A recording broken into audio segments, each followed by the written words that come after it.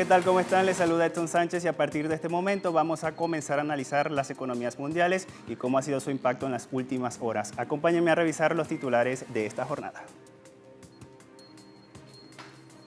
En Argentina se vivió una nueva jornada de protestas contra el gobierno de Cambiemos, en esta oportunidad para exigir el cumplimiento de la ley de emergencia alimentaria. En nuestro contexto revisamos las recomendaciones a Colombia por parte de la Organización para la Cooperación y el Desarrollo Económico, la OCDE. La economía de España crece, pero a menor ritmo que en años anteriores. En 360 tenemos todos los detalles.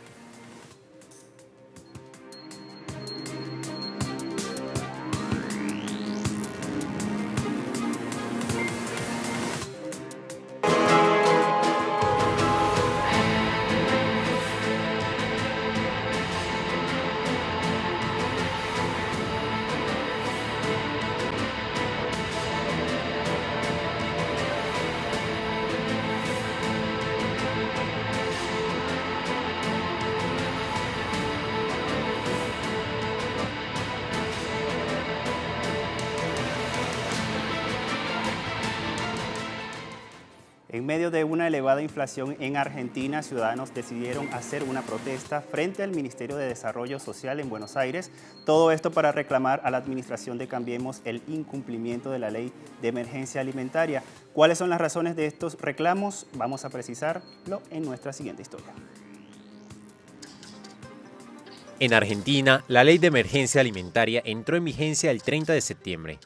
El gobierno había establecido un aumento del 50% del presupuesto para políticas alimenticias, pero organizaciones sociales han dicho que el mismo no se aplica. Para el Polo Obrero, Barrios de Pie Libres del Sur, el Frente de Organizaciones en Lucha, entre otras organizaciones del gobierno, lo que hace es demorar la emergencia alimentaria, mientras la inflación afecta los precios de la canasta básica. Las comunidades aseguran que no se les ha enviado alimentos en las provincias y rechazan aumentos en la tarifa eléctrica. Especialistas en políticas públicas aseguraron que la ley era de fácil implementación, porque los mecanismos para distribuir los alimentos del Estado a comedores populares y escolares ya existen. Según el medio argentino Página 12, la asistencia alimentaria es mandada a los comedores con camiones que llevan alimentos secos. Otra vía es la recarga de tarjetas alimentarias para la compra de insumos en supermercados. Sin embargo, los manifestantes aseguran que estos mecanismos no están garantizados en su totalidad. Desde este 1 de noviembre, la aerolínea mexicana Viva Aerobús prestará vuelos directos entre la capital de Cuba, La Habana, y el balneario de Cancún. La aerolínea de bajo costo mexicana logró alianzas estratégicas con Tour Operaciones de Cuba como Merily Tours y Cuba Tours a Cancún con La Habana a través de vuelos charter. Con esta ruta se otorga apoyo al tráfico de pasajeros entre dos destinos considerados como las puertas al mercado internacional. Para esta ruta se disponen de aeronaves Airbus A320 que forman parte de la flota más joven de México. Solo entre enero y septiembre de este año, la aerolínea mexicana transportó 1.8 millones de pasajeros desde y hacia Cancún, con un aumento de 11% en contraste con el año anterior.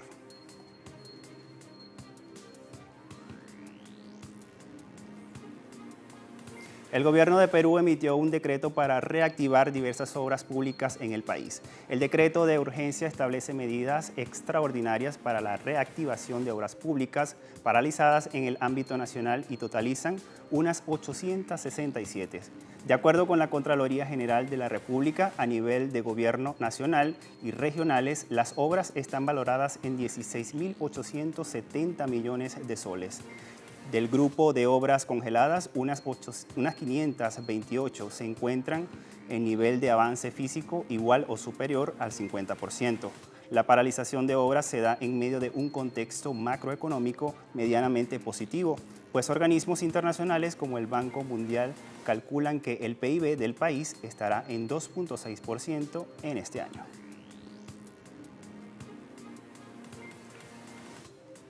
En Nicaragua, el ministro de Hacienda, Iván Acosta, informó que para el venidero 2020 el presupuesto tendrá un extraordinario alcance social. El ministro especificó que el gobierno destinó 80.000 2.900 millones de córdobas, es decir, unos 2.207 millones de dólares a este sector, es decir, a la educación y a la salud. Con esto se garantiza el acceso a la educación de 2 millones de niños, adolescentes y jóvenes que integrarán la matrícula escolar y se aseguran recursos para el personal docente. En el campo de salud, el Estado emplea a 30.000 servidores públicos y a partir del próximo año se construirán 4 modernos hospitales. El presupuesto nacional 2020 también prioriza tarifas subsidiadas para el transporte colectivo, la electricidad, agua potable y la seguridad ciudadana.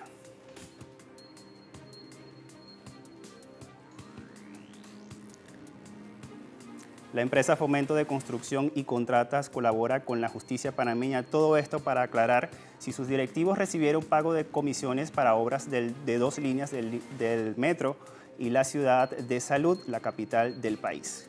La constructora se pronunció desde que se supo que esta investigación, donde se habían fugado más de 82 millones de euros en blanqueos y de capitales de transacciones internacionales. El juez de la Audiencia Nacional, Ismael Moreno, ha impuesto a la constructora todas estas acusaciones de corrupción y 2 de sus filiales, al considerar que la compañía no activó ni aplicó un protocolo para evitar la comisión de los hechos delictivos. La empresa aportó 38 facturas y transferencias por un monto de 82.7 millones de dólares que se realizaron entre el año 2010 y el año 2014.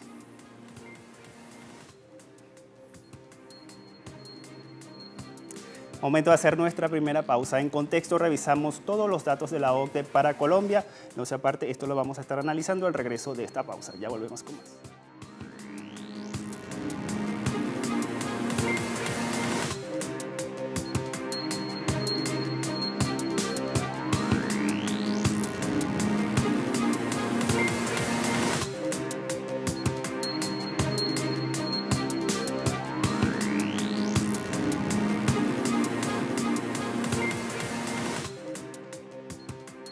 Pocos días antes de culminar su mandato, el expresidente de Colombia, Juan Manuel Santos, anunció el ingreso del país del denominado Grupo de Buenas Prácticas, la Organización para la Cooperación y el Desarrollo Económico OCDE. En este momento justificaba que el acceso de Colombia se había logrado con trabajo juicioso. Sin embargo, un reciente informe omitido por esta organización pone en duda este argumento y expone una serie de tareas en materia económica y social al actual gobierno. La Organización para la Cooperación y el Desarrollo Económico, hace poco, resaltó que la economía de Colombia está en fase de recuperación y entregó a las autoridades del país sugerencias para introducir reformas y aminorar deudas con el sector laboral. La Secretaría de la OCDE prevé una expansión del Producto Interno Colombiano en 3,4% para este 2019 y 3,5% en 2020. Sin embargo, el viento a favor en el ámbito macroeconómico no contribuye del todo con la productividad laboral de Colombia, ya que según la OCDE, el índice del país alcanza solo 1/3 del promedio del organismo. Igualmente, se llama la atención sobre la informalidad laboral en Colombia, porque afecta al 60% de las personas en edad económicamente activa. Este país también debe trabajar para disminuir la brecha entre ricos y pobres, pues es la más alta del grupo. En materia fiscal, la OCDE sugirió a Colombia reformas sustentables para lograr un sistema impositivo favorable al crecimiento. Asimismo, el Observatorio Fiscal de la Universidad Javeriana señala que en las recomendaciones fiscales se deben verificar subsidios que benefician a la población de mayores ingresos. La Casa de Estudio Superior detectó 250 exenciones tributarias que datan de hace 50 años y brindan aún incentivos a sectores que ya los aprovecharon. La OCDE también sugiere a Colombia ampliar la base de impuestos, el IVA, y disminuir el tributo sobre la renta a las sociedades. Pero frente a esta propuesta, el Observatorio Fiscal considera que se deben subir impuestos a las personas con más ingresos, porque una suba en la tarifa del IVA tendría un fuerte impacto en la economía del país. Ahora bien, en cuanto al mercado laboral, la OCDE resaltó que la informalidad en Colombia sigue siendo muy alta. Por esta razón, la organización le pone al gobierno colombiano varias medidas que son polémicas y traería una reducción de las garantías laborales en beneficio de los empleadores. Para la OCDE en Colombia debe haber una disminución de los costos laborales no salariales, es decir, de la seguridad social. La organización sugiere que se debe analizar el salario mínimo, el cual consideran alto y paulatinamente se debe subir la edad de pensión en hombres y mujeres, y luego hacer una reforma pensional. Sin embargo, expertos señalan que las sugerencias de la OCDE no son viables. Iván Jaramillo, director del Observatorio Laboral de la Universidad del Rosario, dijo que las recomendaciones están alineadas con la propuesta tradicional de reducir prestaciones y aportes a la seguridad social, como medida para incentivar el empleo, una estrategia que a su juicio son ineficientes. Asimismo, aseveró que no se puede ligar el desempleo a los costos laborales, porque más que costos, son garantías que aseguran la existencia del trabajo decente. Jaramillo también acotó que la discusión sobre disminuir el salario mínimo no tiene cabida, porque actualmente el salario de 828.116 pesos equivale al 63% del precio promedio de la canasta básica, que se ubica en 1.300.000 pesos. Añadió que tampoco están de acuerdo con aumentar la edad de pensión. Pese a que las sugerencias de la OCDE no parecen ser la solución a la creciente informalidad en Colombia, expertos señalan que el país debe buscar mitigar esta problemática, que afecta a millones de colombianos que no pueden cotizar el sistema de seguridad social por no tener un trabajo formal. Una realidad que se puede evidenciar en los datos de Asofondos que develan que en el régimen público de pensiones apenas cotizan 6,8 millones de personas, de los cuales 47% son mujeres y un 57% son hombres. La OCDE también sumó un llamado al gobierno de Colombia a prestar apoyo a la educación, algo que resulta relevante en medio de las protestas de estudiantes universitarios, quienes han salido a las calles este jueves para rechazar los actos de corrupción precisamente en este sector. La OCDE en su informe recomendó a Colombia mejorar la calidad y relevancia de la educación, pues esto preparar a la fuerza trabajadora para tener empleos formales y de alta calidad. Por otra parte, el organismo concluyó que en Colombia la ciudadanía paga hasta 2.5 veces que el promedio OCDE por un paquete de Internet de alto consumo. Reportan que las altas tarifas limitan los niveles de conectividad de las personas.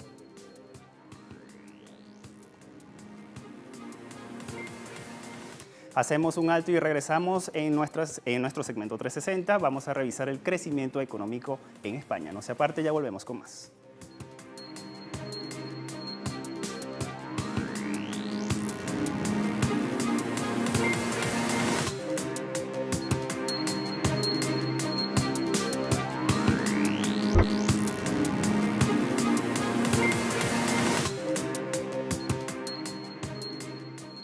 La ministra de Economía en funciones de España, Nadia Calviño, dijo que la economía del país está creciendo a un menor ritmo en comparación con años anteriores. Calviño aseguró que la economía española está capeando mejor que otros países la situación de incertidumbre internacional. Por esta razón afirmó que es un motor de crecimiento de la zona euro. Sin embargo, justificó el menor crecimiento que en años anteriores por el enfriamiento global. En este sentido, dijo que el país está en un entorno de ralentización. La economía de España creció un 0.4% en el tercer trimestre de este año, lo mismo que en el trimestre precedente, con lo que sigue avanzando a su menor ritmo en 3 años, esto según el avance de la contabilidad nacional que fue publicada este mismo jueves por el Instituto Nacional de Estadísticas. Fiat y Peugeot se fusionaron para crear el cuarto fabricante de automóviles del mundo. Tenemos todos los detalles en nuestra siguiente historia. El grupo francés Peugeot Sociedad Anónima y el ítalo-estadounidense Fiat Chrysler oficializaron este jueves su proyecto de fusión para crear un cuarto grupo mundial de sector automotriz. Por su parte, Fiat Chrysler controla 10 marcas de automóviles, entre ellas Alfa Romeo, Chrysler, Fiat, Jeep, Maserati y Ferrari. Mientras Peugeot Sociedad Anónima posee 5 marcas, entre ellas Peugeot y Citroën. La unión de ambas es un enfoque complementario entre las industrias, porque se abrirán aún más a los mercados de Estados Unidos y Europa. Existen enfoques claramente complementarios entre las dos industrias automáticas, entre Fiat y PSA. Cuando se busca acceso al mercado, PSA tiene muy buen acceso a los mercados europeos. Fiat tiene muy buen acceso a los mercados estadounidenses. Por lo tanto, pueden confiar en un enfoque complementario entre las dos industrias.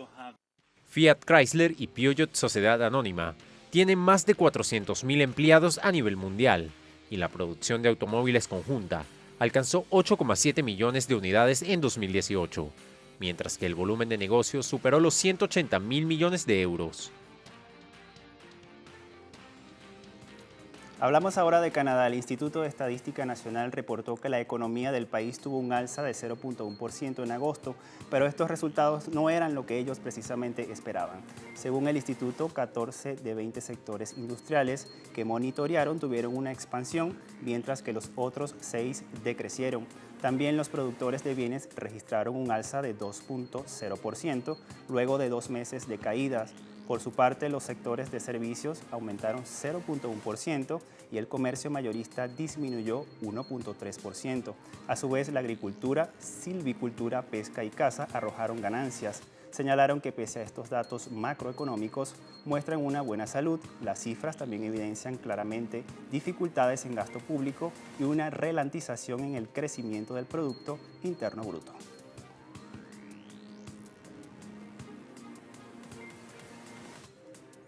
La India y Alemania ratificaron sus alianzas comerciales y económicas durante la visita de 3 días que realizará la canciller alemana Angela Merkel a la nación asiática. La diplomática alemana estará desde este 31 de octubre hasta el 2 de noviembre en Nueva Delhi con su delegación para debatir sobre comercio, inversión, seguridad regional y cambio climático con el primer ministro indio Narendra Modi. El embajador alemán de India, Walter Lindner, manifestó que durante la visita de Merkel en la nación india se podrían concretar acuerdos en el área de inteligencia artificial, desarrollo sostenible y movilidad urbana verde. La India y Alemania establecieron una asociación estratégica debido a que la nación alemana es uno de los principales socios comerciales y de inversión, ya que al menos 1.700 empresas alemanas operan en ese país asiático. Noruega apuesta a las energías renovables. El portal web de América Latina, Prensa Latina, proyecta Noruega, construcción de gran parque eólico marino, allí lo ven en sus pantallas. Equinor, la compañía estatal noruega de petróleo, firmó 5 contratos que permitirán la construcción del parque eólico marino Hywind Tampen, el cual dispondrá de 11 generadores de 8 megavatios cada uno. La estructura tendrá como vecinas a 2 plataformas petrolíferas que se verán beneficiadas con un suministro que será capaz de cubrir el 35% de la demanda anual de ambas. Asimismo, se espera que las emisiones de los campos se reduzcan en más de 200.000 toneladas por año, lo que equivale a la emisión anual de 100.000 autos de pasajeros, abundó Equinor.